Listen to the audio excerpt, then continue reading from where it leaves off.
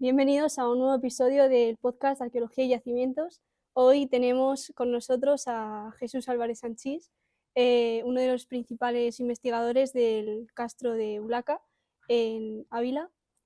Para ello, en primer lugar, gracias por haber venido y podrías presentarte un poco a nuestros espectadores. Pues gracias a ti y a vosotros, ¿no? A todo el equipo. Pues como tú misma dices, soy Jesús Álvarez Sanchís, soy catedrático de Prehistoria en la Universidad Complutense.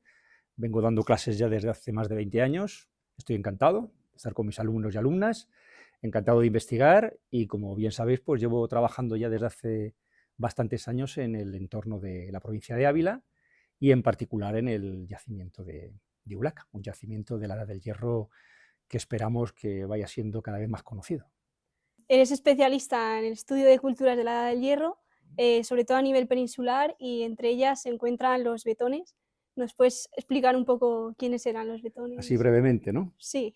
Bueno, vamos a ver, los betones es una población, como otras muchas poblaciones que vivieron en la península ibérica, en eso que llamamos los arqueólogos la Edad del Hierro, ¿no? Más o menos entre un siglo IV antes de Cristo hasta la conquista romana.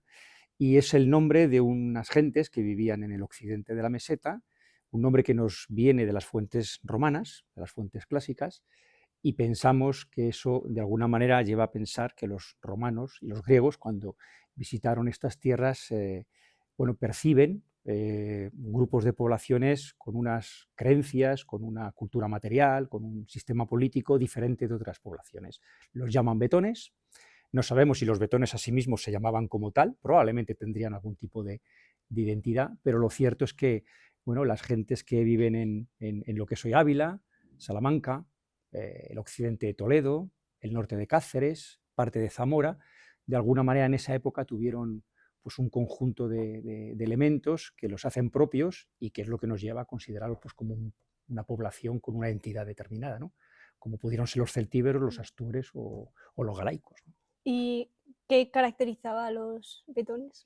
Bueno, pues como otras muchas poblaciones célticas del interior de la península ibérica, ¿no? Poblados amurallados, siempre situados en zonas fortificadas, en zonas con una cierta defensa natural, dedicados a la agricultura y a la ganadería, pues como prácticamente se ha venido dedicando la gente desde esa época hasta casi el momento actual, ¿no? ¿Qué es lo que les caracteriza? ¿Qué es lo que les define? Bueno, pues unos rasgos propios de lo que son las sociedades del interior, ¿no?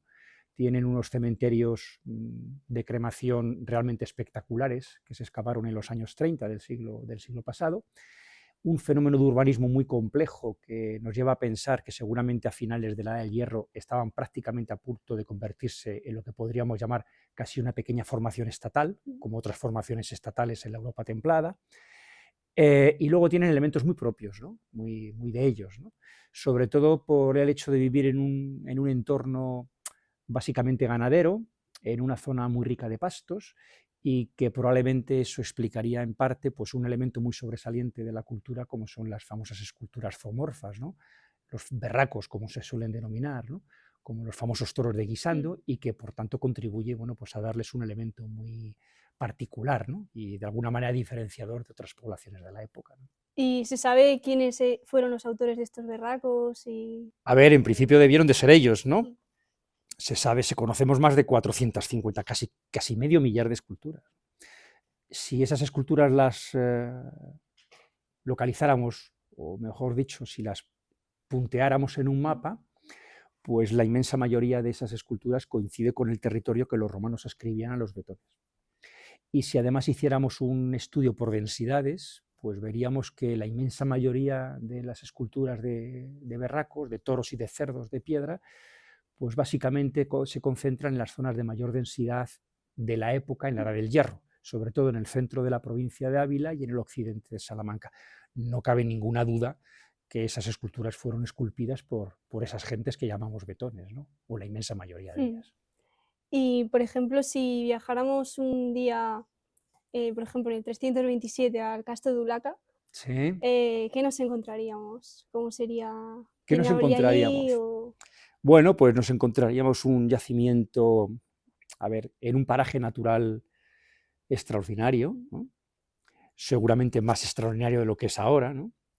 Es un cerro que está aproximadamente a unos 1500 metros sobre el nivel del mar, de difícil acceso, seguramente porque se buscó en principio, cuando se quiso uno establecer allí, pues un cierto control del territorio circundante, ¿no? Es una zona muy valiosa desde ese punto de vista.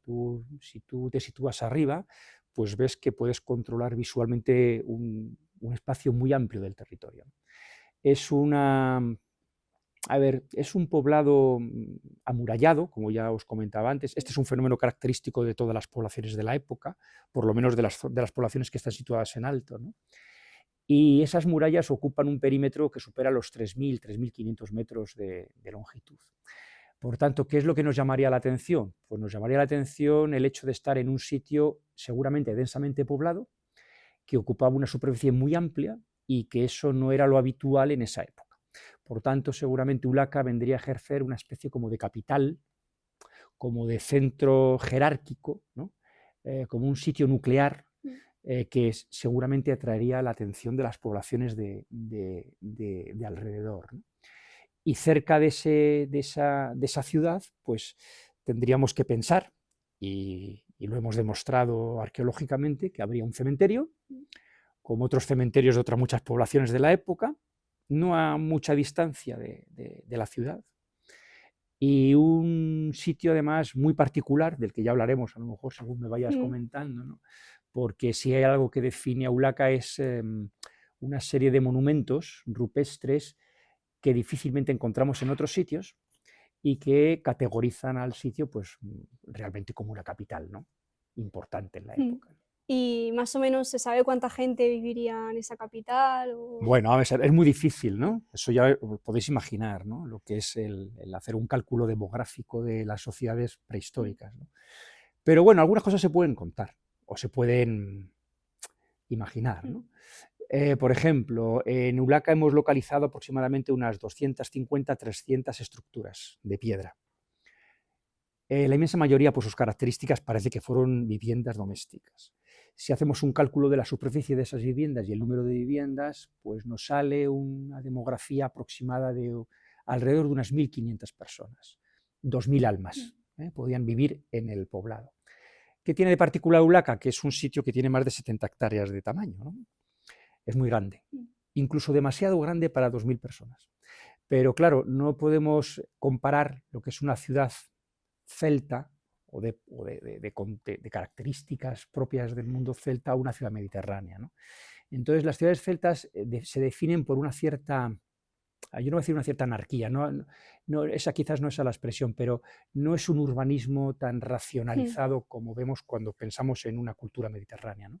Entonces lo que llama la atención en esas poblaciones son espacios densamente ocupados y espacios que no lo fueron, y todo ello dentro de una superficie amurallada. Seguramente porque además a la hora de amurallar un lugar tú estás condicionado por la propia orografía del territorio, que te obliga a colocar y levantar la muralla en donde puedes hacerlo, y al final acabas cerrando un espacio mucho mayor del habitualmente utilizado para que viva la gente dentro. Ahora, no hay que olvidar otra cosa. Una cosa son los poblados amurallados y otra cosa es el tejido rural de alrededor. Entonces, igual que en un modelo medieval, puede que en esa época, en el siglo, como me comentabas, en el año 340 o en el año 300 o en el año 200 a.C., en ciertas circunstancias, ese tejido de población de granjeros y granjeras que vivían alrededor pudieran sentirse protegidos y de alguna manera, en un momento determinado de conflicto, poder entrar dentro de esa ciudad, ¿no? Habría sitio para todos, en cierto sentido, ¿no?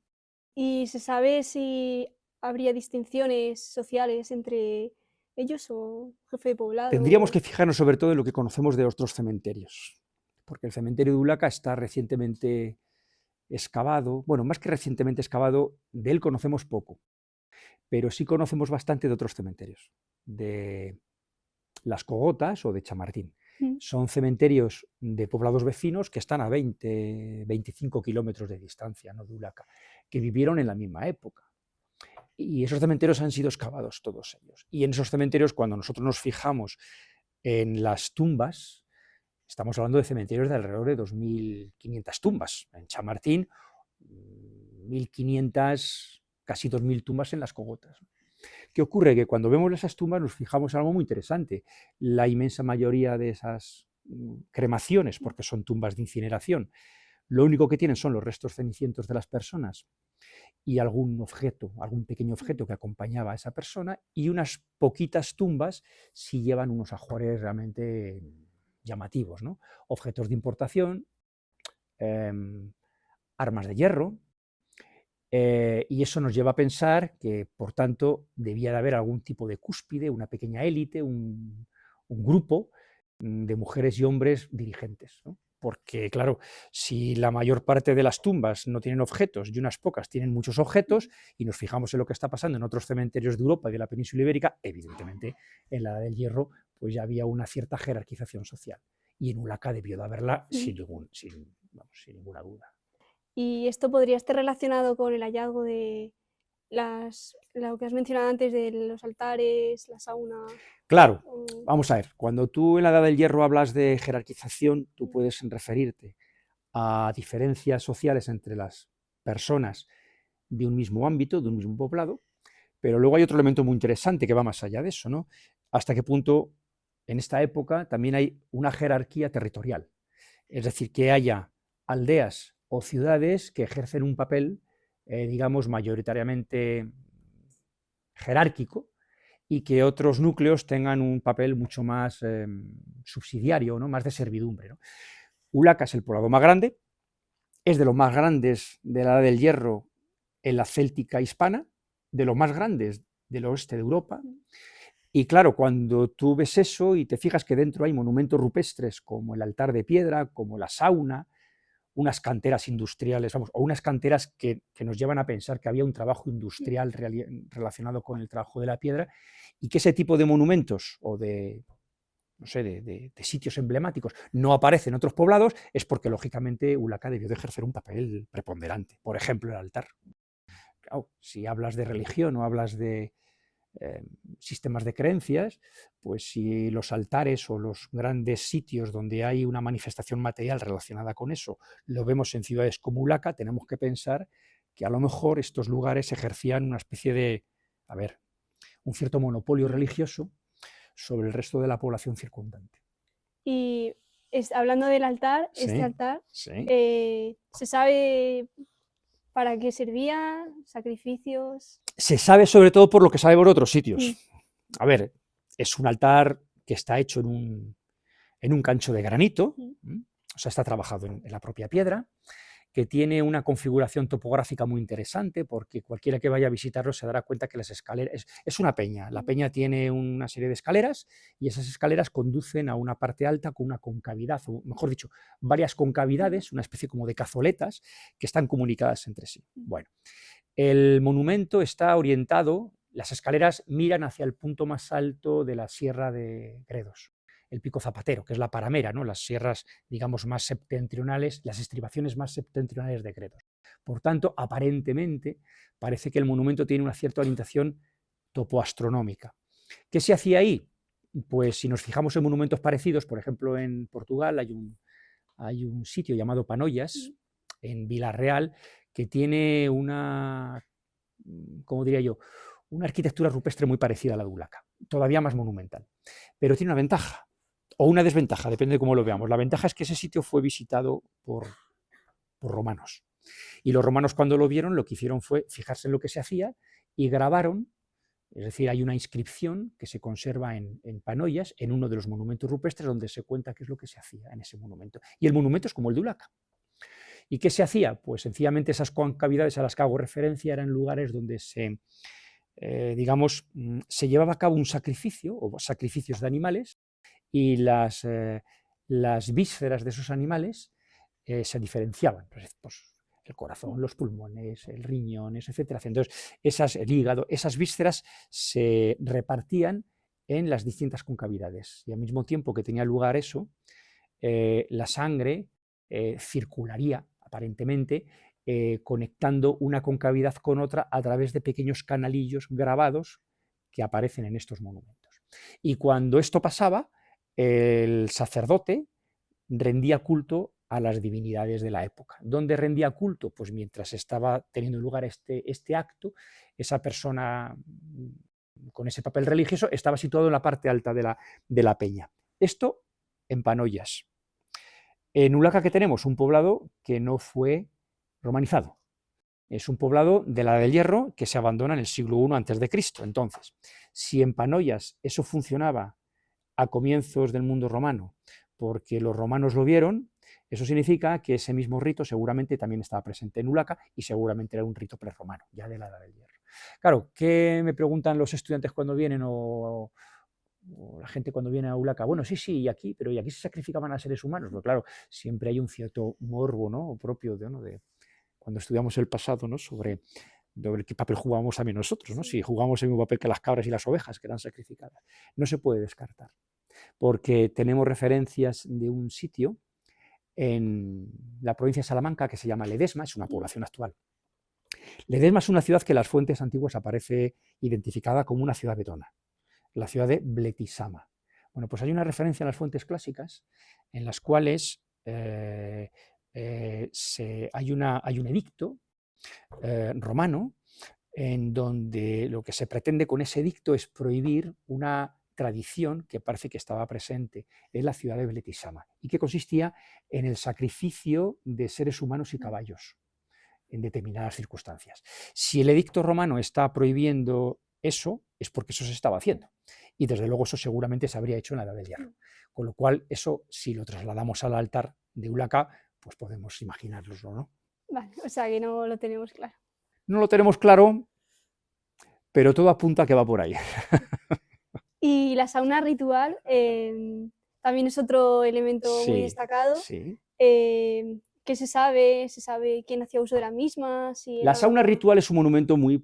en principio era muy complejo de interpretar, porque cuando llevamos a cabo una primera lectura, yo recuerdo ya hace muchos años con Martín Almagro Gorbea, a quien se debe realmente la interpretación y la lectura de este monumento, lo que nos llamaba la atención era un poco la configuración de la planta. Es un edificio rupestre, como el altar.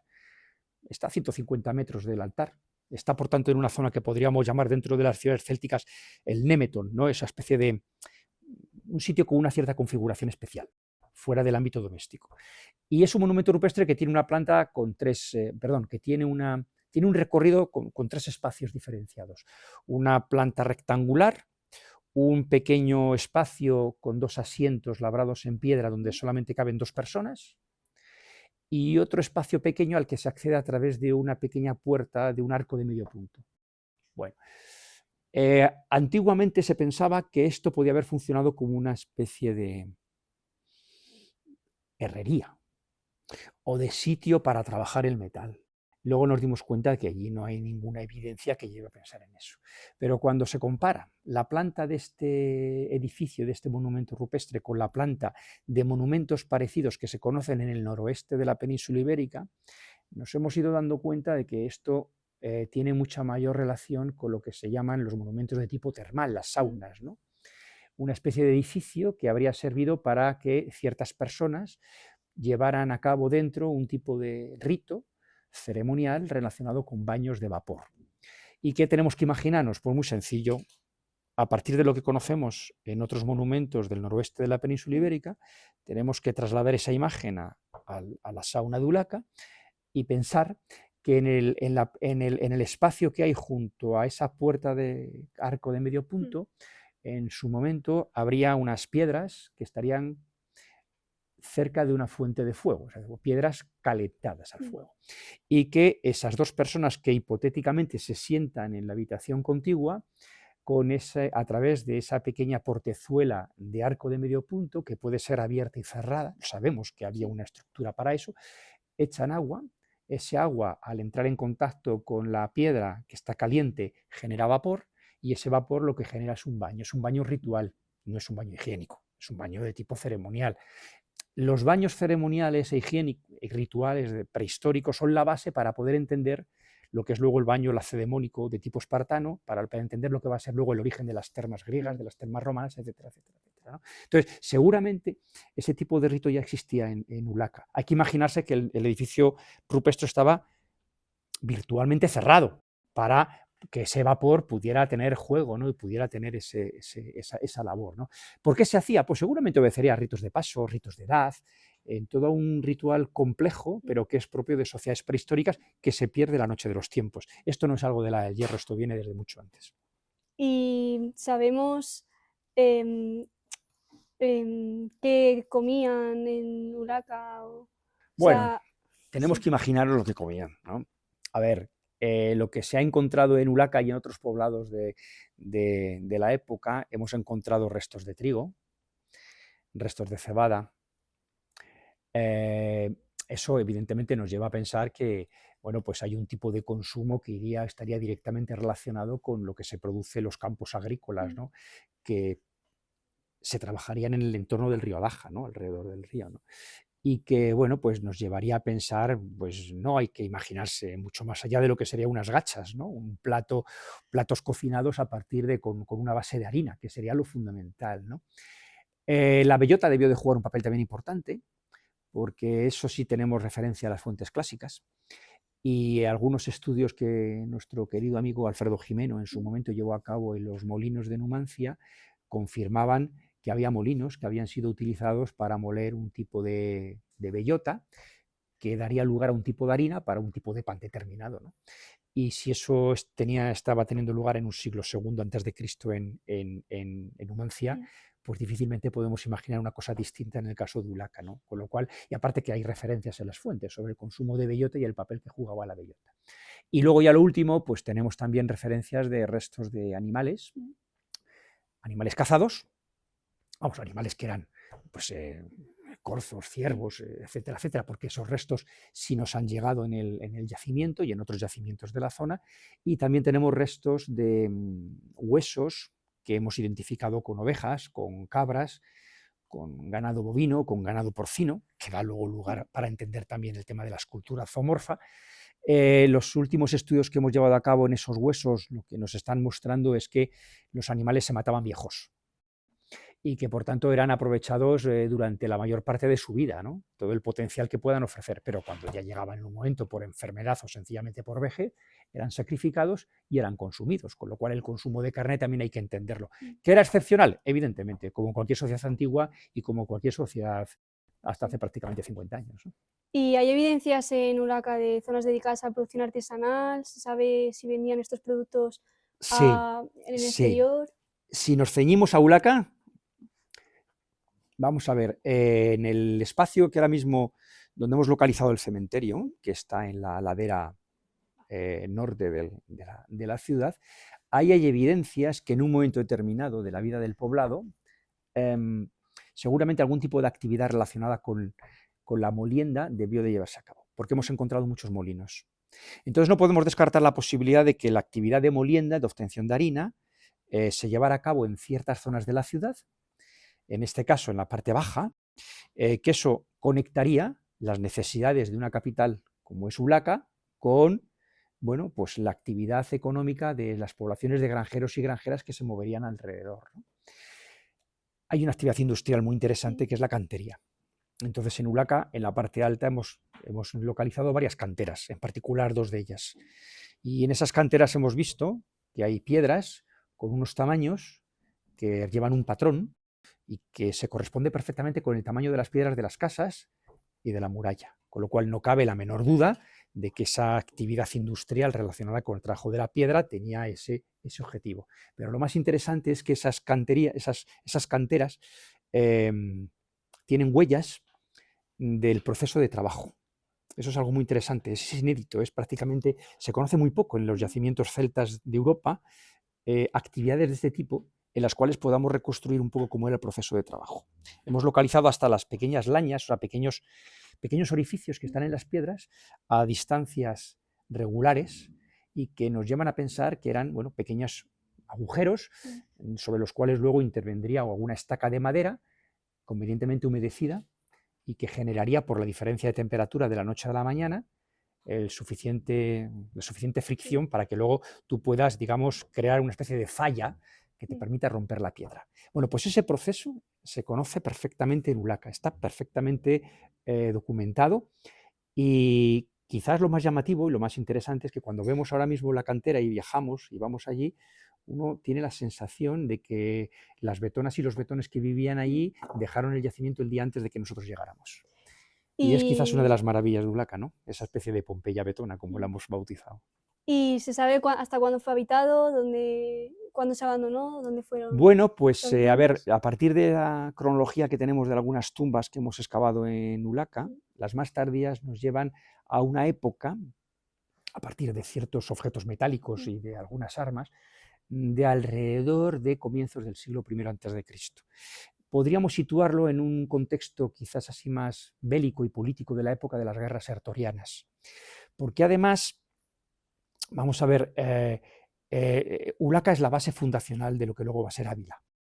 Entonces, la población del Ávila actual tiene su origen en una ciudad fundada en época romana, la antigua Óvila, y seguramente la base demográfica de esa ciudad que está en el valle es un poco el resultado, es una agregación de gente que procede de los poblados fortificados de los alrededores. Las fechas de abandono de Chamartín, de las Cogotas y de Ulaca más o menos se correspondería con esa época. Los restos más antiguos que estamos localizando en Ávila, en la Ávila romana, nos llevarían a una época cesariana, quizás una época de Augustia, ¿no? En fin, estaríamos en esa fase entre finales del siglo I, comienzos del siglo I de la era. Por tanto, el abandono de Ulaca, en el contexto romano del momento, habría que situarlo pues, en un momento impreciso del siglo I antes de Cristo. Entonces, una vez abandonado Ulaca, la población se traslada a lo que hoy es la actual Ávila. Se traslada a lo que es Ávila.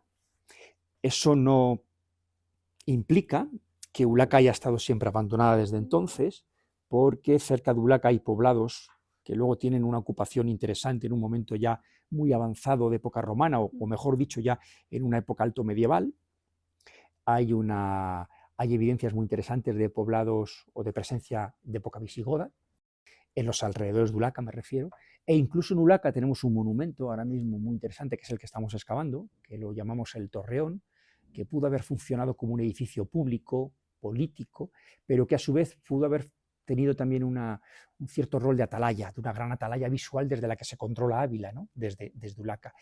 Y no descartamos la posibilidad de que en ese sitio, en esa zona alta del poblado, en un momento determinado de la Edad Media, hubiera habido gente, o hubiera habido visitas, ¿eh? Y por tanto, bueno, pues eso nos lleva a plantear también que sitios tan categóricos como Ulaca, como lo pudo haber sido Numancia, y de eso también tenemos ejemplos, bueno, pues hayan estado en la memoria de las personas prácticamente desde el momento en que aparentemente fueron abandonadas hasta el día de hoy, y que por tanto haya habido visitas en distintas épocas, pues hasta el siglo XXI, ¿no? Entonces, el futuro de la investigación Ulaca se centra en el Torreón.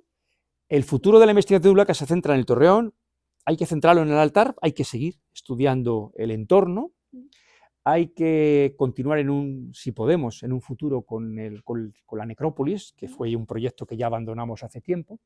La geofísica que estamos haciendo ahora con el CAI de arqueometría de nuestra facultad nos ha permitido localizar áreas de actividad muy interesantes y por tanto eso nos obliga de alguna forma, bueno, pues a mantener Ulaca viva, ¿no? Lo ha estado, pero vamos a seguir manteniéndola, ¿no? Y sobre todo de cara a presentar al público, porque es lo más importante. Al final ya sabéis que es lo que hablamos con los alumnos, ¿no?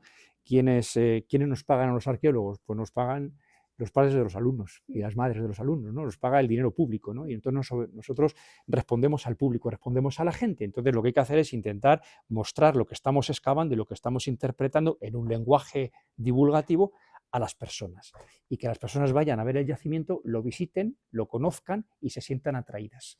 Entonces eso que encontramos lo conservamos, lo restauramos y lo presentamos al público. Y la labor de divulgación es fundamental, primero para la gente y segundo para los que viven alrededor de Ulaca, que también se ven de alguna manera beneficiados. Es fundamental, porque sin ellos no se conservaría, ¿no? El futuro del pasado depende de la gente, ¿no? Y en este acto de divulgar el patrimonio, que hemos visto una reconstrucción del Torreón en 3D, ¿Sí? ¿qué papel tiene la reconstrucción 3D en esta tarea de divulgar? La reconstrucción no deja de ser una escenografía, inventada siempre a partir de los elementos que tenemos. Cuando nosotros hacemos reconstrucciones de monumentos del pasado, pues siempre hay una categorización. Tú tienes elementos de los cuales estás absolutamente seguros porque los has localizado en una excavación arqueológica y que te permiten hacerte una idea de algo del pasado. Pero a partir de ahí tienes otros elementos en donde no estás tan seguro y esa seguridad va poco a poco difuminándose. Bueno, pues con esas diferentes categorías tú luego, un dibujante o una persona especializada, se hace una imagen de cómo pudo haber sido ese objeto o ese monumento o ese edificio del pasado. Y nuestra obligación, en cierto sentido, es, bueno, pues esa imagen, hacerla visible para que la gente la pueda ver y para que la gente pueda, digamos, discutir sobre ella. Que luego esas imágenes tienen parte de inventado o que esas imágenes a lo mejor en el futuro a raíz de nuevas interpretaciones y de nuevas excavaciones se van refutando, bueno, así son las cosas, ¿no? Hay que intentar siempre ir creando nuevos modelos, nuevos espacios de representación e irlas mejorando, pero una parte muy importante de la base arqueológica también es esa. Bueno, pues muchas gracias. A ti y a vosotros y a vosotras.